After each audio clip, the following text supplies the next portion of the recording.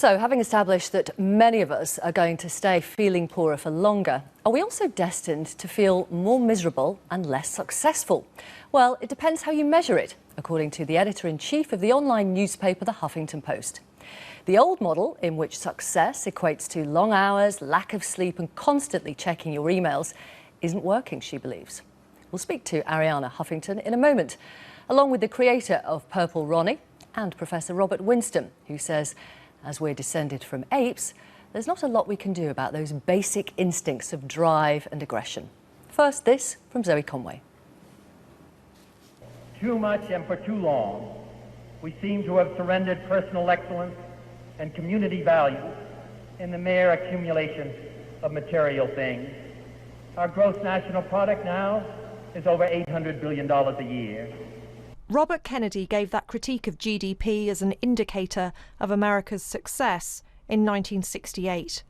42 years later, David Cameron said he wanted a whole new measure, GWB, or general well-being. Just as the GDP figures, actually, they don't give a full story of our economy's growth, but they give us a useful indicator of where we're heading. So I believe a new measure won't give the full story of our nation's well-being or our happiness or contentment or the rest of it. Of course it won't. But it could give us a general picture of whether life is improving. According to Ariana Huffington, it's time to redefine success beyond money and wealth because of the state of the country's mental health. 1 in 4 Britons are suffering from anxiety or depression. Andrew Stead thinks she's onto something. He used to be a GDP kind of guy. Well, I was very fortunate. I didn't have to worry really about money. So, I could plan a holiday without really thinking about it. I could eat. He was a very wealthy banker at Goldman Sachs. Now he runs happiness workshops, teaching people that money doesn't matter nearly as much as they think it does. Surely only someone who's experienced the joys of first-class travel would have the nerve to say that money isn't that important.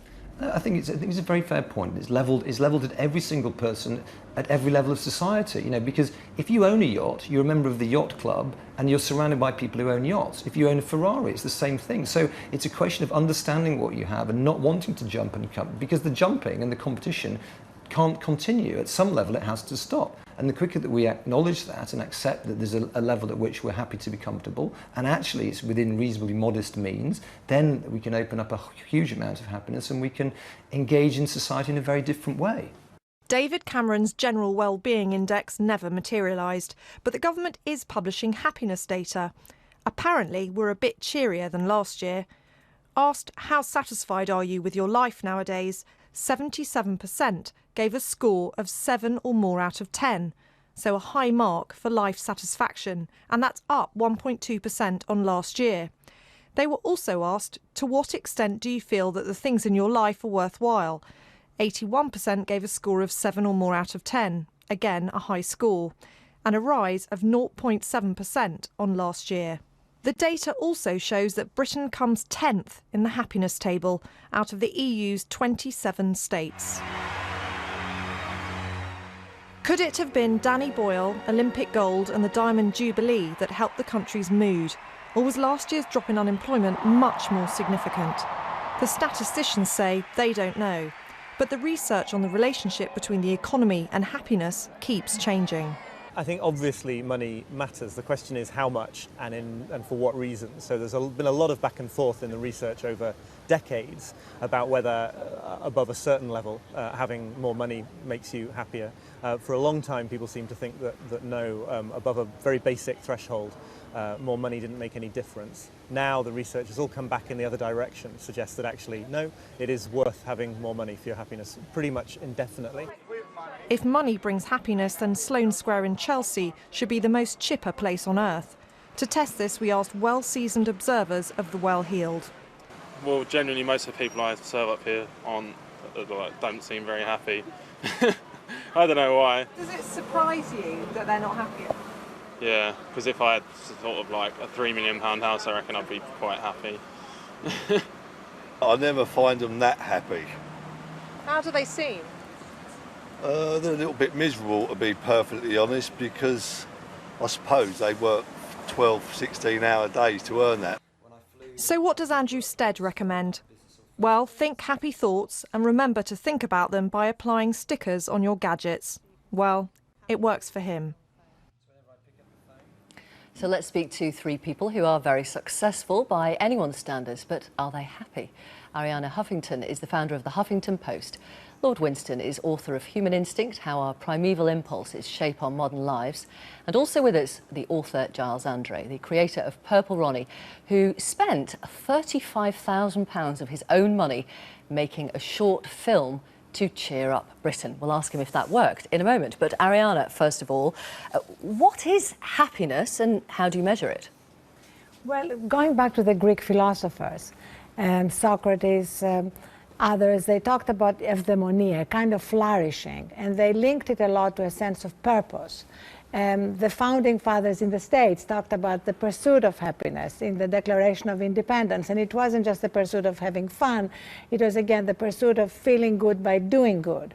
So happiness is something which has to go beyond these measures of success that our culture has endorsed, you know, money and power, the first two metrics of success. So that's an old model, and you're saying that that's broken? That doesn't work anymore? Exactly, it's broken. And Who the says? data, well, the data says it. If you look around, whether here in the UK or in the US or anywhere in the world, you see the data about depression, stress-related diseases, whether it's high blood pressure, diabetes, heart disease, really growing. I mean, here in the UK, just in the last year that we have data for, in 1 year, prescriptions for antidepressants have gone up by over 9%.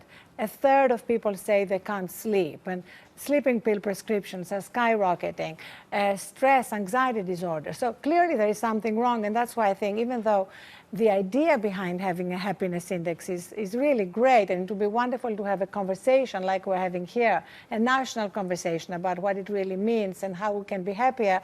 The data of this survey is really pretty meaningless, and is contradicted by the data that I just quoted. Robert Winston, do you think we've got time in our daily lives to have a national conversation about happiness? Well, I think there's something really in what you're saying, because what's interesting, I mean, I'm not quite sure how old you are, Giles, but I suspect that you, Victoria, and Giles are much more likely to be less happy than you and I are. And I'm likely to be the most happy because actually, as you get older, what it's shown is that you get happier and happier until you're completely gaga when you're totally happy. But apparently, people seem to be least happy in their mid-40s, which is when, of course, they're striving hardest to keep up. Okay, well, so how that old rather supports your argument, I think. Giles, how old are you, and are you the least happy of the three people here? Well, I wouldn't want to presume to assume. I'm 47, and this evening I feel full of joy.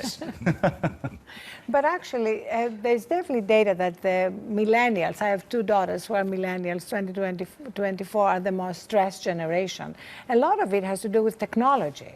You know, the prevalence of technology, the fact that many of us never disconnect, has a very deleterious effect on a lot of this stress. And that's part of the old model, which you now reject. But you have subscribed to that model throughout your working life, have you not? The long hours, the addiction to the technology. You ran the Huffington Post, you still do, editor-in-chief, online newspaper, incredibly successful, sold it to AOL for hundreds of millions of dollars. You can now reject that model because you've made it. Well, first of all, I'm not rejecting the model. We're saying that we need to actually include a third metric. It's not that we are going to reject the first two metrics and go live in the desert somewhere, but that we're going to include, if our lives are to be happier, more fulfilling, and more productive, a third metric, and that's measures our well-being, our capacity to tap into our own wisdom and make better decisions, our capacity to wonder at life, which Giles writes very eloquently about, and to give back.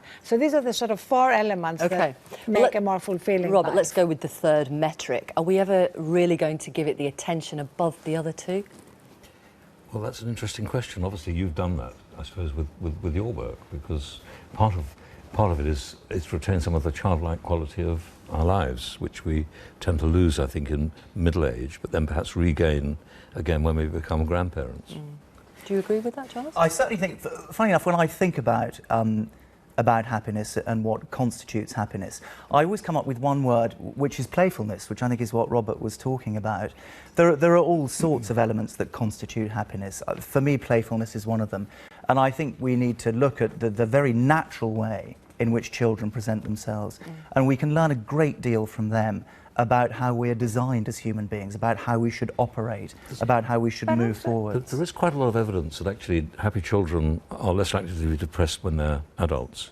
So there's an advantage in having a good, loving, stable relationship as a very young person.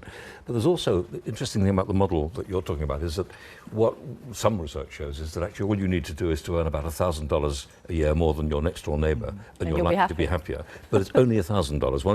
When you start about $10,000 or $20,000, it doesn't work anymore. But you know, also, I don't really think there has to be a trade-off, because if you look around, you go to workplaces that are fueled by burnout and sleep deprivation, exhaustion, the leaders there don't also make good decisions. I mean, if you look at the financial meltdown, I mean, where were they? Where were all the CEOs who missed what was happening? Maybe if they had gotten a good 8-hour sleep and meditated and done their yoga. Do you really think it's as simple as that? A decent night's sleep and meditation? I really think that at the moment we are led in politics, in business, in media, by many leaders who are exhausted, sleep deprived, burned out, and making terrible decisions. And I think if they could take some time to tap into their own wisdom, they would make better decisions. It's partly dealing with uncertainty, isn't it? I mean, when we're living in an increasingly uncertain world, and how we deal with that is really quite important. And religion comes into this, because certainly evidence shows that one way of dealing with uncertainty is by being religious, and that tends to reduce the amount of unhappiness that people express. I don't know if it's true, but that's Giles, widely stated. Can I ask you, some years ago, you went through cancer, you've experienced depression. Do you think that means that you are more able than others to know what happiness is? With cancer, perhaps not so much. And I had cancer when I was in my early 20s. Depression, I think, without question. I had that 5 years ago. It's the most extraordinary, sort of violent illness, quite unlike what people who haven't had it might understand the term depression to constitute. The one remarkable thing about it, which I think is an extraordinary privilege actually, is to recover from depression, which almost everybody does, as you know. And when you recover, you look at the world with new eyes. You regain your capacity to experience joy as if for the first time, and I think that's incredibly rewarding. I think that's really important. You know, in his essay on experience, Montaigne says he thanks fortune for having given me the pain of bladder stone, because when I'm pain-free, I understand what it is to be happy.